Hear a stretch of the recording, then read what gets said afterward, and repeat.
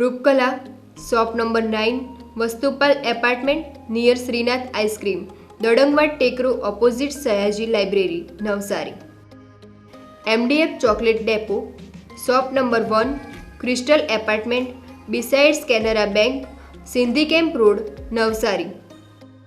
Mangaldeep TVS, national highway number 8, near Meera doors, Kabilpor, Navsari. વિશ્વસનીય દાગીનાનું વિશ્વાસપાત્ર સ્થળ Soni Ranchhodbhai and sons jewellers, Patvasheri, Navsari. Parekh brothers jewellers, opposite Hanuman temple, Mota Bazaar, Navsari. Akshar vision arena, shop number 8, Shantinath complex, Shantadevi road, Navsari. New India bakery, અમારી શાખા નવસારી, મરોલી, સુરત. નમસ્કાર દર્શક મિત્રો, આપ નિહાળી રહ્યા છો નવસારીથી પ્રસિદ્ધ થતી ન્યૂઝ ચેનલ N7. સમાચારોમાં હું નેન્સી મોદી આપનું સ્વાગત કરું છું. સમાચારોની શરૂઆત કરતા પહેલા એક નજર આજના મુખ્ય સમાચારો પર. નવસારી મહાનગરપાલિકાની ભ્રષ્ટાચારની દિવાલ તૂટવા મુદ્દે PROએ આપેલો રદિયો ખોટો સાબિત થયો.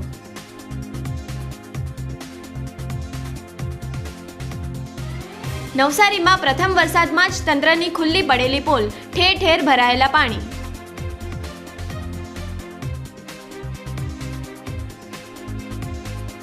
મહાનગરપાલિકાની 11 સમિતિઓની થયેલી રચના.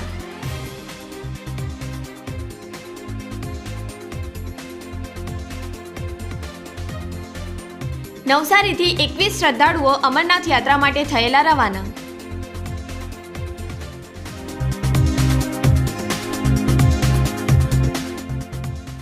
નવસારી મહાનગરપાલિકા હસ્તકના સરબતિયા તળાવના બ્યુટિફિકેશનની કામગીરી પ્રથમ વરસાદમાં જ ધોવાઈ ગઈ હતી. 7 કરોડના ખર્ચે નિર્માણ થઈ રહેલ તળાવની દિવાલ તૂટી, જેને મનપા દ્વારા રદિયો અપાયો, જે ખોટો સાબિત થયો છે.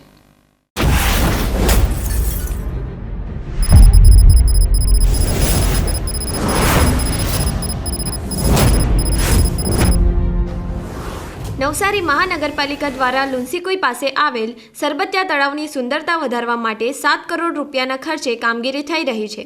આ કામગીરી સામે અનેક પ્રશ્નો ઉપસ્થિત થયા છે.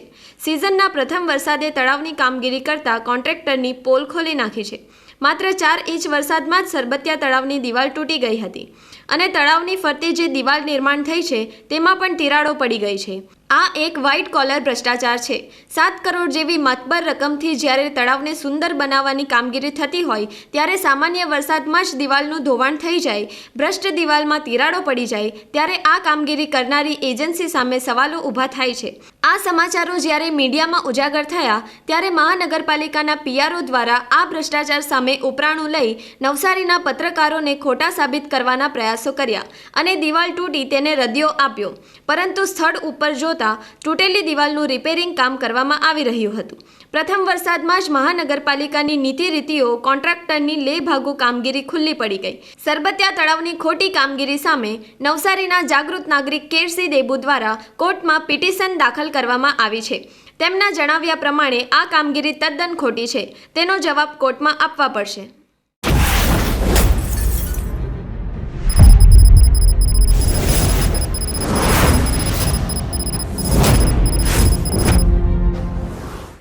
નવસારી લુન્સીકુઈ ખાતે સરબતિયા તળાવમાં જે ગેરકાયદેસર કામ મહાનગરપાલિકા દ્વારા થઈ રહ્યું છે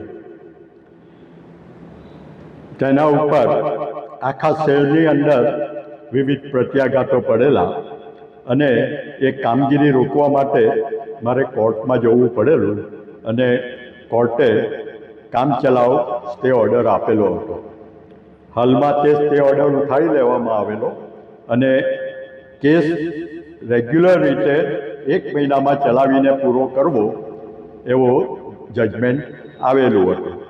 તેનું ખોટું અર્થઘટન કરીને કામગીરી ચાલુ રાખી અને જે કંઈ કામગીરી અત્યાર સુધીમાં થઈ છે તે ખૂબ જ હલકા પ્રકારની અને કોઈપણ જાતના ટેકનિકલ કે એન્જિનિયરિંગના સિદ્ધાંતની વિરુદ્ધમાં આ કામ થઈ રહ્યું છે.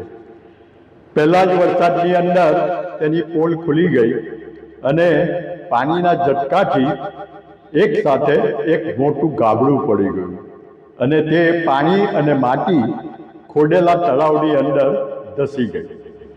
સાંજે નગરપાલિકાએ એક ખુલાસો બહાર પાડ્યો કે અમે જાણી જોઈને પાણીના નિકાલ કરવા માટે આ બાકોરું અમે પાડ્યું છે.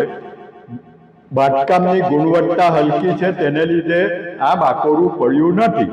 આ સ્ટેટમેન્ટ મહાનગરપાલિકા દ્વારા બહાર પાડવામાં આવ્યું છે.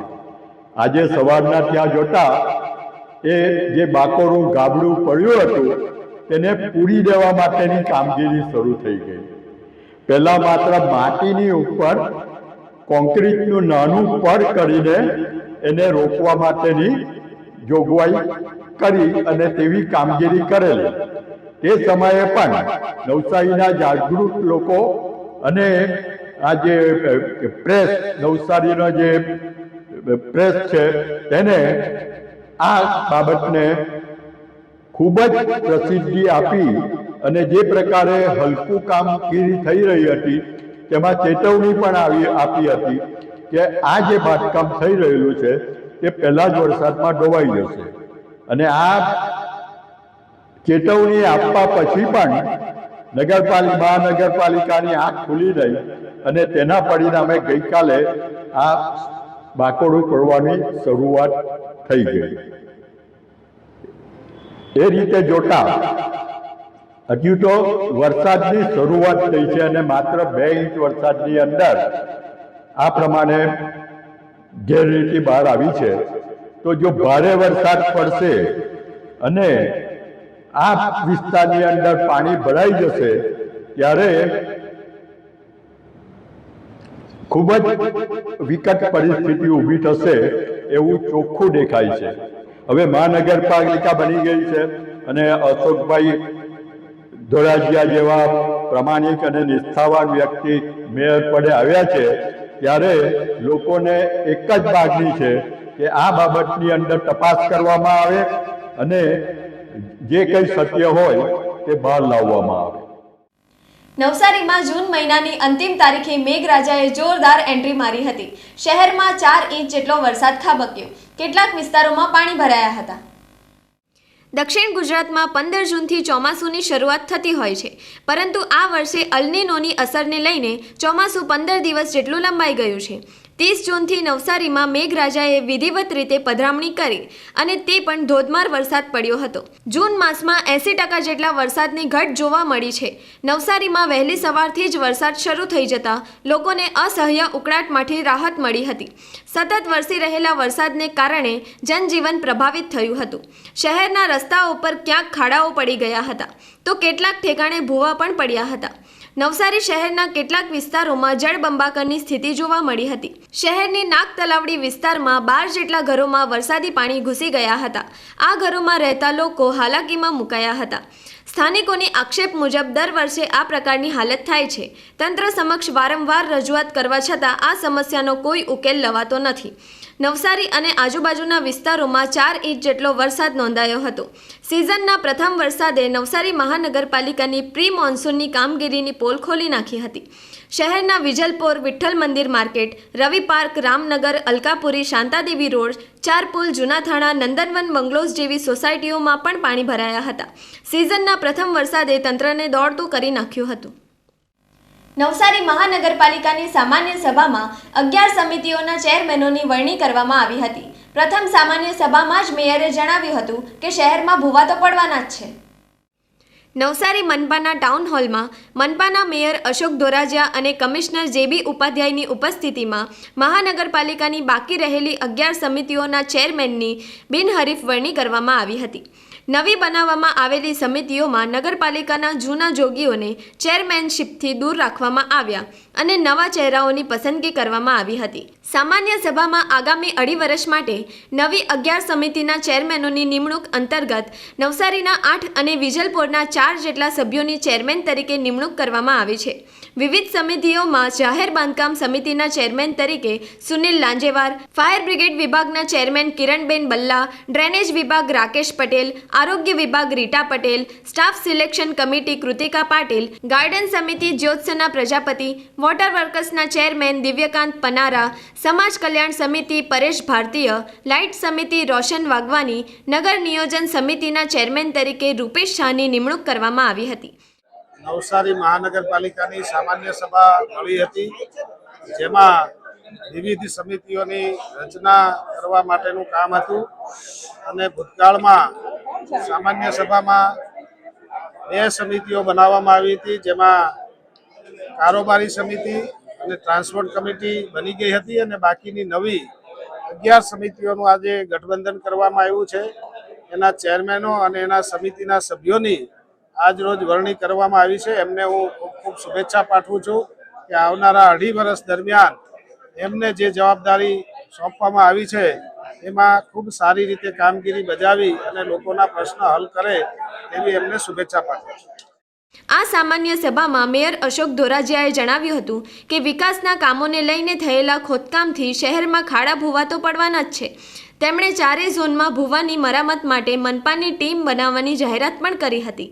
ડ્રેનેજના કામો ચાલુ થાય, આપણે બંધ કરાવીને હવે વરસાદમાં તકલીફ ન પડે, પરંતુ મીડિયાના મિત્રો અહીંયા ઊભા છે અને આપણા બધાનું ધ્યાન રાખવાના જ છે કે આપણે કેટલા સજાગ છીએ.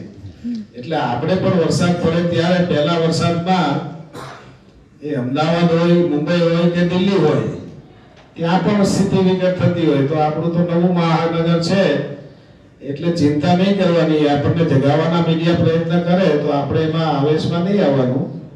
આપણે કહેવાનું તમે સ્થળ પર જઈને આપણે આપણું કામ કરવાનું.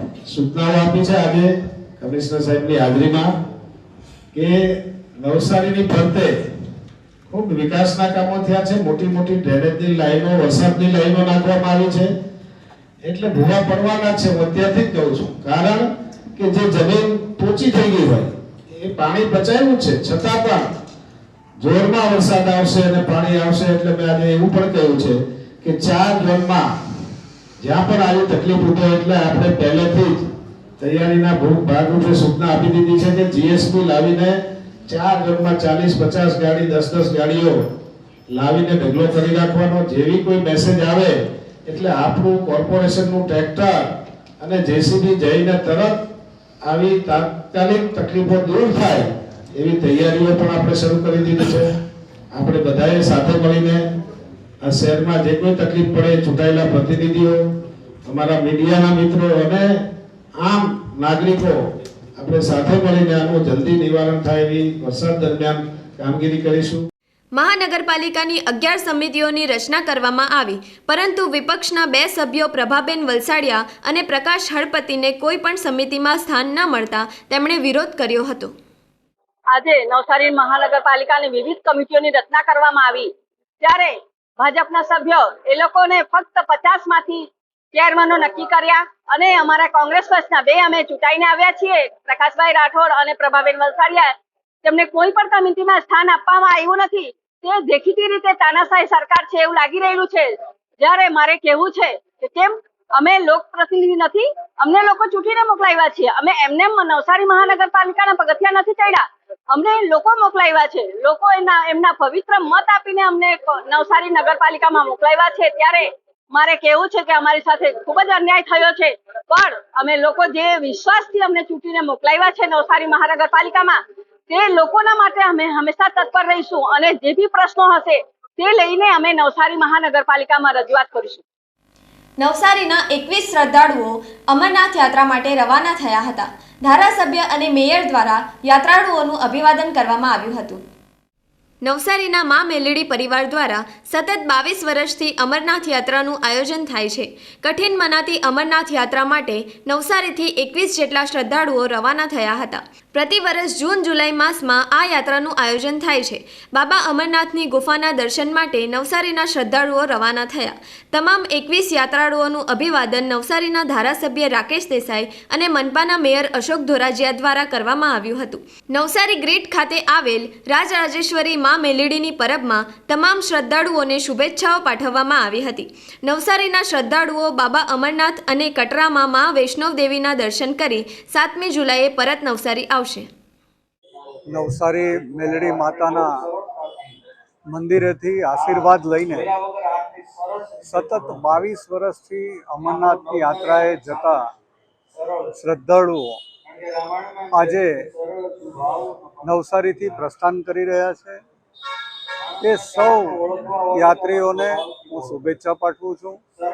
અને આ એક યોગ સંયોગ છે કે મા મેલડીના આશીર્વાદ લઈને, બાબા બર્ફાનીના આશીર્વાદ લેવા માટે જ્યારે નવસારીથી શ્રદ્ધાળુઓ જતા હોય તો નવસારીના એક લોક પ્રતિનિધિઓ તરીકે એમને હું એક શુભેચ્છા આપું છું કે તમે તો મહાદેવના આશીર્વાદ લઈને આવો જ, પણ મારી નવસારીની જનતા માટે પણ કંઈક આશીર્વાદ લઈને આવો એવી શુભેચ્છા પાઠવું છું. વસ્તુ બમ બમ બોલે, બમ બમ બોલે, બમ બમ બોલે.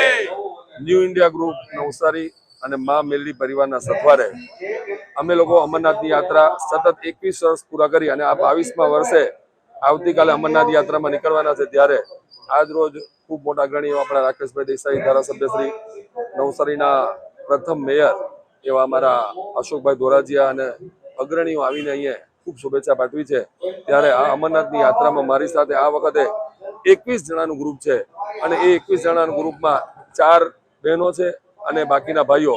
એ રીતે અમે લોકો આવતીકાલે અહીંથી અમરનાથની યાત્રા માટે જવાના છીએ અને ત્યાંથી અમરનાથની યાત્રા કર્યા પછી કટરામાં મા વૈષ્ણોદેવીના દર્શન કરી અને સાથે શિવખોડીના દર્શન કરીને ફરીથી 7 તારીખે નવસારી મુકામે આવી અને નવસારી જનતાને દર વખતે હું કહું છું કે આ અમરનાથ યાત્રા એવી છે કે દરેક હિન્દુ ભાઈઓએ ઓછામાં ઓછી એક વખત કરવી જોઈએ કે હું દરેકને કહું છું. સમાચારો સમાપ્ત કરતા પહેલા એક નજર આજના મુખ્ય સમાચારો પર. નવસારી મહાનગરપાલિકાની ભ્રષ્ટાચારની દિવાલ તૂટવા મુદ્દે પીઆરઓએ આપેલો રદિયો ખોટો સાબિત થયો.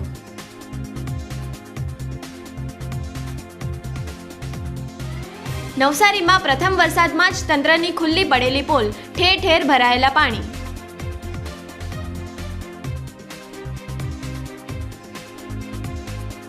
મહાનગરપાલિકાની 11 સમિતિઓની થયેલી રચના.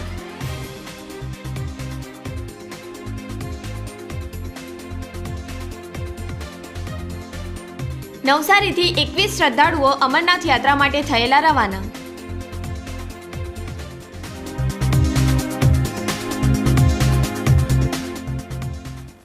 તો આ હતા આજના સમાચારો. બન્યા રહો અમારી સાથે અને જોતા રહો નવસારીથી પ્રસિદ્ધ થતી ન્યૂઝ ચેનલ N7. નમસ્કાર.